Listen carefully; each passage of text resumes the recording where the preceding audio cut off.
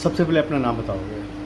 मेरा नाम महू घोष, मैं जेमको तेलको एरिया से हूँ और मैं यहीं की बॉर्न एंड ब्रॉट अप हूँ। मेरा एजुकेशन भी यहीं पे है, सब कुछ यहीं का है। क्या समस्या आ रही है आपको? समस्या ये है कि मेरी शादी हुई थी करीबन 1 साल पहले।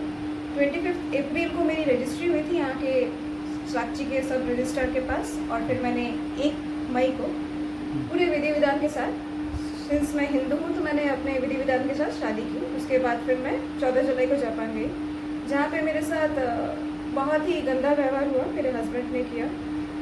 मैंने वहाँ पे एम्बेसी को अप्रोच किया फॉर एन हेल्प, बट उन्होंने कोई हेल्प नहीं किया। लकीली 21 फरवरी 2025 में जापान पुलिस ने मुझे रेस्क्यू किया और मुझे फिर 3 दिन के अंदर इंडिया भेजा। मैं वहीं से बैठ करके NCW, जो हमारे सेंट्रली दिल्ली में है, नेशनल कमीशन फॉर वुमेन को मैंने अप्रोच किया था। उन्होंने SSP को वहाँ से मेल किया कि आप इस मैटर पे जल्दी से मुझे 15 डेज़ के अंदर रिपोर्ट भेजिए, बट ऐसा कुछ हुआ नहीं। With the help of Japan police मैं किसी तरह इंडिया तो आ गई। उसके बाद मैंने आकर FIR किया। FIR करने के बाद ऑन 1 मार्च मैंने FIR किया। कहाँ आपने FIR किया? मैंने पहले मैं SSP को मिलने गई, उस समय SSP किशोर कौशल जी थे। तो उसके बाद फिर उन्होंने मुझे इंस्ट्रक्ट किया कि आप महिला थाना में जाके FIR कर दो। मैंने FIR किया। FIR करने के बाद कंटिन्यूसली मैं चेस कर रही थी, क्योंकि इनका जो प्रोसेस है वो बहुत स्लो था। मैंने खुद से DC को जाकर के लेटर लिख कर दिया कि आप जापान से रिपोर्ट फेच करिए। वहाँ पे मुझे चंद्रजीत जी मिले, जो ADM पद पर स्थापित है, अभी भी है। उन्होंने मुझे कहा कि एक और केस हुआ था रिसेंटली, जमशेदपुर का ही है वो केस, जिसमें एक लड़की जो है वियतनाम में फंस गई थी और वियतनाम में से उसे रेस्क्यू करके लाया गया, प्लस रिपोर्ट भी फेच किया गया वियतनाम से। तो मुझे उनका ये बात सुन करके वियतनाम से उन्होंने रिपोर्ट फेच करने के जब बात कही, तो फिर मैं समझी कि मुझे थोड़ा कॉन्फिडेंस मिला कि हाँ ऐसा एक केस हुआ है तो जापान से भी ये रिपोर्ट फेच कर सकते हैं। तो मैंने खुद से ही आगे बढ़ के प्रोएक्टिव एक्शन लेकर के मैंने एक लेटर दे दिया कि आप please through ministry, home ministry, आप प्लीज़ ये रिपोर्ट फेच करवा दो, मेरे लिए बहुत हेल्पफुल होगा। बट कुछ हुआ नहीं। फिर मैं गई उस दिन DC से मिलने। DC चेंज हो चुके थे तो DDC साहब मिले, DC साहब नहीं आए थे। उनका कहना है कि हम कुछ नहीं कर सकते, आप फॉलोअप ले लो खुद से होम मिनिस्ट्री से। तो वहाँ से मुझे कुछ रिपोर्ट नहीं मिला। सेकेंडली किसी तरह मैंने SSP साहब को इंसिस्ट करके, रिक्वेस्ट करके कोर्ट में चार्जशीट सबमिट करवा दिया। एंड आज की डेट पे कोर्ट की तरफ से कॉग्निजेंस लेने के बाद भी एक्यूज के अगेंस्ट कुछ नहीं हो रहा है।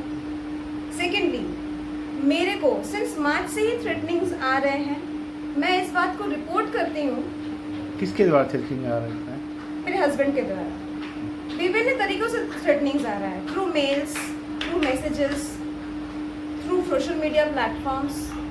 यहाँ तक कि मेरा मेल्स जिसमें सारा एविडेंस था, जिसमें जापानीज अथॉरिटी ने मुझे मेल किया था कि आप सेफली पहुँच गए, ताकि मैं अपनी जेन्युइननेस प्रूव कर सकूँ कोर्ट के सामने, पुलिस के सामने, वो सारी डिलीट कर दी गई। और मैंने जब साइबर थाना में जब लिख करके दिया, उनका कहना है कि आपने तो मैडम ऑलरेडी केस रजिस्टर कर दिया है ना, तो उसकी डायरी में अटैच हो जाएगा, अलग से कुछ कार्यवाही नहीं होगी।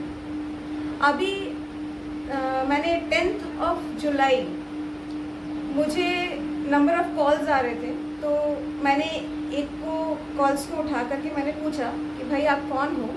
तो उस बंदे ने मुझे कहा मैडम आप ही ने तो नंबर दिया। तो फिर मैंने पूछा कि मैंने कहाँ नंबर दिया भैया, आप बताओ। तो उसने कहा कि आप पॉइंट साइट पे अपना नंबर दे रही हैं। तो मैंने जब उसे डांटा तो उसने मुझे बताया कि कोई आपका नंबर बांट रहा है। तो मैंने ये जाकर साइबर थाना में कंप्लेन किया, क्योंकि मुझे पता है कि वही कर रहा है, एक्यूज्ड कौन है। तो जैसे ही मैंने कंप्लेन दिया, उन्होंने एक सना करके छोड़ दिया, उन्होंने FIR नहीं किया।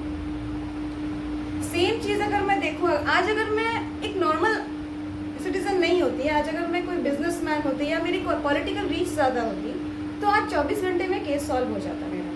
सिंस मैं एक नॉर्मल सिटीजन हूँ, मेरी पॉलिटिकल रीच नहीं है या मेरे पास कोई बिजनेस नहीं है, मैं उतनी बड़ी नहीं हूँ हेल्प करने के लिए जितने भी सारे कंसर्न अथॉरिटीज़ हैं उनको 2 बार सोचना पड़ता है। अच्छा, आप कहीं जॉब कर रहे थे? हाँ, मैं जॉब कर रही थी। मैं शादी से पहले आरएसबी में थी, तो वहाँ पे अक्यूज ने कॉल करके एचआर को धमकी दिया और एचआर ने भी उस धमकी को बहुत सीरियसली लिया है।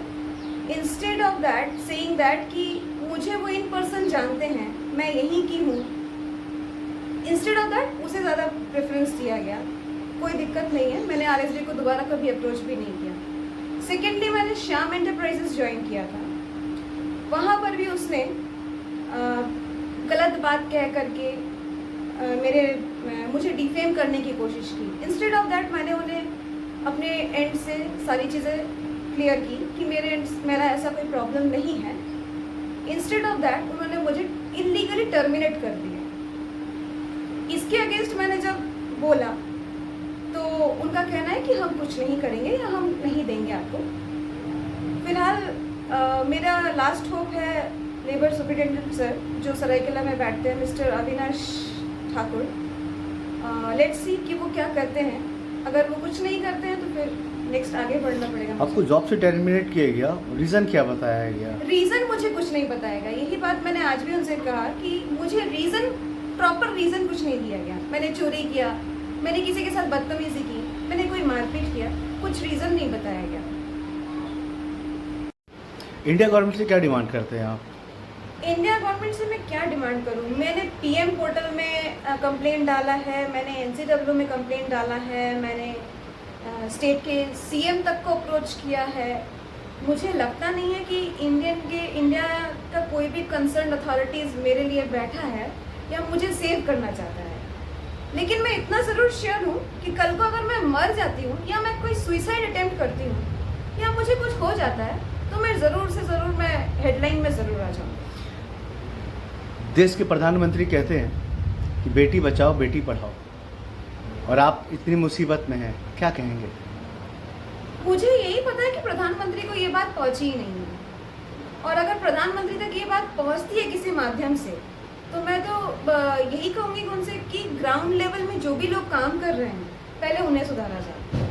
मैं परसों रोज कोर्ट में गई थी तो किसी एक court practising just passed LLB student ने मुझे कहा कि the UPSC produce best lawyers in the world, and I really believe that it is really true कि UPSC के जो भी एस्पिरेंट्स है, जो भी इतने अच्छे, हम कहते हैं ना हमारे देश का UPSC एक बहुत ही प्रेस्टिजियस एग्ज़ाम है और बहुत ही हार्ड एग्ज़ाम है। मैं मानती हूँ कि UPSC प्रोड्यूस करते हैं सबसे बड़े लायर्स। वो सिर्फ आश्वासन देते हैं और कोई काम नहीं करते हैं। ये तो इंटरनेशनल वाली बात होगी कि प्रधानमंत्री कहते हैं कि बेटी बचाओ बेटी पढ़ाओ। आप जब यहाँ जॉब कर रहे थे तो आपने विभिन्न थाने में दिया, अपने SSP को दिया, आपका सिचुएशन ऐसा हो कि लेबर कमिश्नर तक को पास जाना पड़ गया जी। क्या कहेंगे इसमें? इसमें यही कह सकती हूँ कि जो कमज़ोर वर्ग है या जिनके पास फाइनेंशियली उतना पावर नहीं है और पॉलिटिकल रीच नहीं है, वो बहुत ही सफ़र कर रहे हैं और मैं भी उनमें से ही हूँ। इंसाफ मिलेगा? इंसाफ मिलेगा कि नहीं मिलेगा वो तो कंसर्न अथॉरिटी के ऊपर, बट मुझे उम्मीद बहुत कम है। यस। तो जो मैं एक्यूज्ड पर्सन कह रही हूँ, एक्यूज्ड पर्सन कोई नहीं है, मेरे हस्बैंड है और उनका नाम है मिस्टर राजदीप दास, जिसके अगेंस्ट मैंने केस किया है। कहाँ के रहने वाले राजदीप दास? ये रहने वाले हैं एक्चुअली बैंडल, हुगली डिस्ट्रिक्ट में पड़ता है ये, कोलकाता। तो वहाँ के रहने वाले हैं और ये वर्किंग थे, मतलब ड्यूरिंग शादी के दौरान ये वर्किंग थे सुजुकी मोटर्स ऑफ जापान। तो सिंस वो वहाँ पे वर्किंग थे, उन्होंने मुझे डिपेंडेंट वीज़ा में वो मुझे 14 जुलाई 2024 को वहाँ पर मुझे वो रिपोर्ट, मतलब मैं रिपोर्ट करती हूँ। आपकी शादी कब हुई थी? मेरी शादी 1 मई। लव मैरिज हुई, अरेंज मैरिज? अरेंज मैरिज हुई। उसके बाद मैं 14 जुलाई आफ्टर वीज़ा एप्लीकेशन के बाद 14 जुलाई 2024 को मैं जापान में रिपोर्ट करती हूँ ऑफिशियली। उसके बाद से सब कुछ 1 महीना ठीक था। उसके बाद से मुझसे पैसे एक्सटॉर्शन के लिए बोला गया, बाप से पैसे मांगो, भाई से पैसे मांगो, बेसिक नीड्स के लिए मुझे पूरा मतलब एकदम से मतलब ख़राब सिचुएशन में डाल दिया गया ताकि मैं बेसिक नीड्स अगर मेरी पूरी ना हो तो मैं अपने पेरेंट्स से पैसे एक्सटॉर्ट कर सकूँ। तो मेरा इंटेंशन था कि मैं अपने पेरेंट्स से पैसे नहीं मांगूंगी। इनफैक्ट कोई भी बच्चा अपने पेरेंट्स से पैसा नहीं मांगेगा।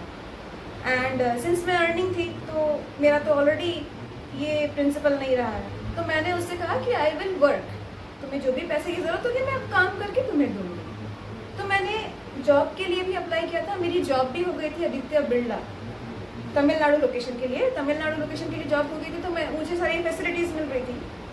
तो फिर लड़के का ये एक ईगो प्रॉब्लम था, जिसके वजह से उसने कहा कि नहीं, मैं तुम्हें परमिशन नहीं दूंगा जॉब करने का, तुम्हारा जो भी रिक्वायरमेंट्स होगा तुम अपने घर से स्टार्ट करना, तुम्हारे पेरेंट्स से स्टार्ट करना। और मैं इसके सख्त खिलाफ थी, और मारपीट भी बहुत ज़्यादा हो रहा था। मारपीट इतना ज़्यादा हो रहा था कि अब बात मारने तक की पहुंच गई थी। और मेरे पास वहाँ पर जापानीज सिम कार्ड नहीं था, ना मेरे पास कोई पैसे थे। और जिस अपार्टमेंट में हम लोग रहते थे उस अपार्टमेंट में वाईफाई था, उस अपार्टमेंट के अंदर ही वाईफाई था, उसके बाहर अगर मैं जाती मेरा फ़ोन का सारा फंक्शनिंग बंद। मैं गूगल ट्रांसलेट के माध्यम से भी किसी से बात नहीं कर सकती। वो तो लकीली मिडनाइट पे जब मुझे मारा जा रहा था और मैं हेल्प के लिए चिल्ला रही थी, तो किसी ने अपार्टमेंट से कॉल कर दिया पुलिस को, तो पुलिस ने अपार्टमेंट को घेर के मुझे रेस्क्यू कर दिया। जब पुलिस ने मुझे रेस्क्यू किया, उस दौरान जो मेरी सिचुएशन थी, उन्होंने सारा चीज़ एग्जामिन करने के बाद, सारा चीज़ों का फोटोग्राफ्स लेने के बाद उन्होंने मुझे इंडिया भेजा।